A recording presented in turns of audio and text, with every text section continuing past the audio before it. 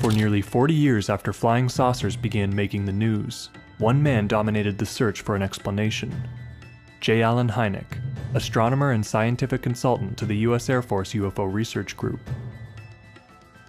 Hynek began his career as a debunker, but gradually changed his mind on UFOs, becoming the foremost advocate for their scientific study. More than anyone else, he helped convince both scientists and laymen that there was a genuine mystery in the UFO data, and he showed the world how to solve it with the tools of modern science. Hynek became fascinated with astronomy as a young child in Chicago, and got his Bachelor of Science in Astronomy from the University of Chicago in 1932. After this, he worked at Yerkes and Perkins observatories before becoming associate professor at Ohio State University in 1935. He helped develop the proximity fuse during the Second World War, and was named associate professor and director of Ohio State's Macmillan Observatory in 1946. In the 1950s, he helped develop the first U.S. satellite tracking program, wrote a popular astronomy column in the Columbus Dispatch, and became chair of the astronomy department at Northwestern University. When flying saucers began making the news in the summer of 1947, Hynek assumed, like many Americans, that it was merely a case of Cold War hysteria. But sightings persisted, and in 1948, the Air Force established a UFO investigation group called Project Sign, and enlisted Hynek as scientific consultant. Hynek generally agreed with Sign's conclusions, but admitted that there were several cases he could not explain. When a Sign report suggested that UFOs were likely alien spacecraft in the fall of 1948, the project was replaced with a decidedly anti-UFO Project Grudge, and Hynek was not called back to consult. After a massive UFO flap in 1952 put new pressure on the government to produce an explanation, the Air Force replaced Grudge with Project Blue Book, and once again enlisted Hynek as consultant. In his work with Blue Book, Hynek was presented with many more baffling cases, like the sightings over Washington, D.C. that summer. In June 1952, he polled several astronomers for Blue Book and found that many were actively interested in UFOs, but would not admit to it for fear of ridicule. These findings did a great deal to ease Hynek's doubt in the UFO data. In 1953, Hynek served on the CIA's Robertson Panel, a group of scientists tasked with reviewing the conduct of Project Blue Book and assessing the value of the UFO data. After a week of presentations covering just 23 of the 4,400 cases in the Blue Book files, the panel concluded that UFOs did not pose a threat to the United States, and that all cases could likely be explained by mundane causes. Hynek later spoke out on the panel's slanted agenda and superficial review of the data, but the Air Force reacted by slashing Blue Book's investigative capacities and redesigning it as a public relations front. Though he often disagreed with his employer's conclusions, Hynek was complicit in the Air Force's debunking agenda for fear of being replaced by a less curious scientist and losing access to the Blue Book files. Both the Air Force and the public grew to distrust Hynek. The Air Force because he occasionally disagreed with their simplistic explanations, and the public because he occasionally agreed with them. In the early 1960s, Hynek met Jacques Vallée, an astronomer and PhD student in computer science, who shared an interest in ufology. The two began holding informal meetings with a few associates where they discussed the various ways of subjecting UFOs to scientific study, and considered alternatives to the extraterrestrial hypothesis. The group called themselves the Invisible College after the secret network of natural philosophers in 17th century London. The support from his colleagues in the Invisible College encouraged Hynek to be more vocal in his support for scientific ufology, as did a number of cases he investigated, such as the Lonnie Zamora case of 1964, and the Betty and Barney Hill abduction of 1961. Hynek had a hard time believing all the colorful details of the witnesses' experiences, especially those involving alleged alien beings, but he could also not believe that they were lying or delusional. In 1966, a rash of sightings broke out across the state of Michigan, and Blue Book reluctantly sent Hynek to investigate. Hynek interviewed a few witnesses who'd seen moving lights over marshland. After only 2 days of investigation, Blue Book's director called a press conference, forcing Hynek to offer an explanation for the sightings. He stated that some of the sightings may have been due to escaped pockets of swamp gas igniting in the air. The nuance of Hynek's statements disappeared in the media, and Hynek was pilloried for apparently suggesting that swamp gas could explain all the Michigan sightings. To some in the public, this solidified his reputation as a clueless debunker and government shill, much to Hynek's dismay. In response to the public outrage that followed the Michigan press conference, the Air Force commissioned a large-scale civilian review of the UFO data, directed by Edward U. Condon of the University of Colorado Boulder.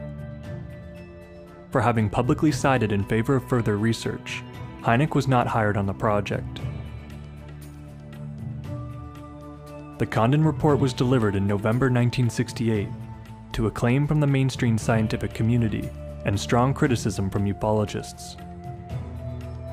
Though many of the cases reviewed in the report remained unexplained, Condon concluded that UFOs pose no threat to national security, and that science stood to gain nothing from further investing in UFO research.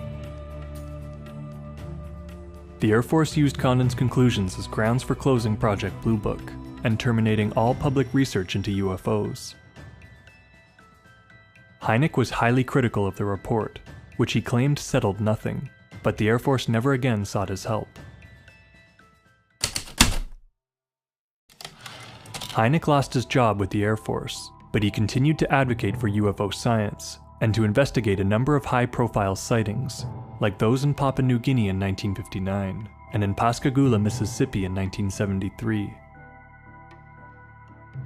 In 1972, he published his first book on the subject, The UFO Experience.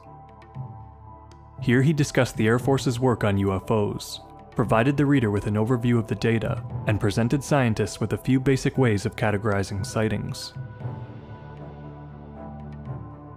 In 1973, Hynek appeared on the Dick Cavett Show with astronomer and UFO debunker Carl Sagan, where he pleaded for a more serious investigation of the UFO data. He also announced the launch of his own UFO research group, the Center for UFO Studies, or CUFOS, where he focused much of his efforts for the next 13 years. CUFOS remains a leading UFO research group today. With a resurgence of interest in the mid-1970s, Hynek became the public face of ufology and a fixture of the talk show circuit. He published a discussion on UFOs and alternate realities with Jacques Vallée in 1975, and debated Carl Sagan the same year. In 1977, he published the classic Hynek UFO Report, in which he discussed a number of unexplained cases from the Blue Book files. The same year, he advised Steven Spielberg on the production of Close Encounters of the Third Kind, and appeared in a brief cameo. The film's massive success launched Hynek to a new level of stardom, and sent a flood of reports to CUFOS. For the rest of his life, Hynek maintained a very public profile advocating for UFO research. He presented a statement before the United Nations General Assembly calling for the creation of a UN authority on UFOs. He retired from teaching in 1978, and in 1984, he moved his family to Arizona, where he began work on a universal database for UFO reports. Hynek succumbed to cancer of the brain and prostate in 1986. The last publication to bear his name was a book on the Hudson Valley sightings of the early 1980s, which he helped investigate. For his work with the Air Force, Hynek is most remembered for his debunking. His infamous swamp gas explanation for the Michigan lights is frequently cited as a particularly desperate attempt by the Air Force to explain away the UFO data. Still, Hynek denied intentionally trying to debunk UFOs, and believes that the Air Force cover-up was only to conceal their own ignorance. For his work outside of Blue Book, Hynek is remembered for his seminal contributions to ufological methodology, and for his work in educating the public on UFOs.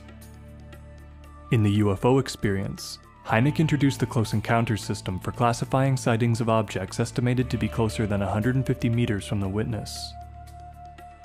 Close encounters of the second kind involved physical effects, and those of the third kind involved encounters with unknown entities. In the same book, Hynek also introduced the strangeness spectrum, or the degree to which the details of a case challenged the conceptual framework of the physical sciences. Even today, many ufologists and other anomalists speak of high strangeness in cases too bizarre to be considered literally true.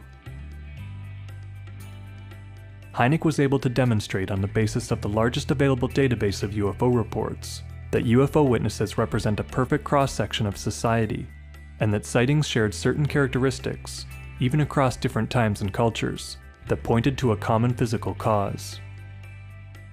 At the same time, he was ambivalent about the extraterrestrial hypothesis, and pointed to the high prevalence of seemingly paranormal elements in UFO case reports that suggested they involved psychic or extra-dimensional factors, rather than strictly physical extraterrestrial ones.